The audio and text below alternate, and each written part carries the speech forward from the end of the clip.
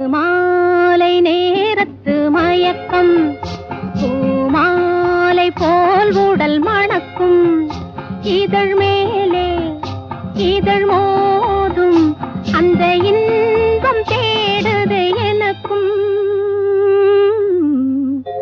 இது மாலை நேரத்து மயக்கம்.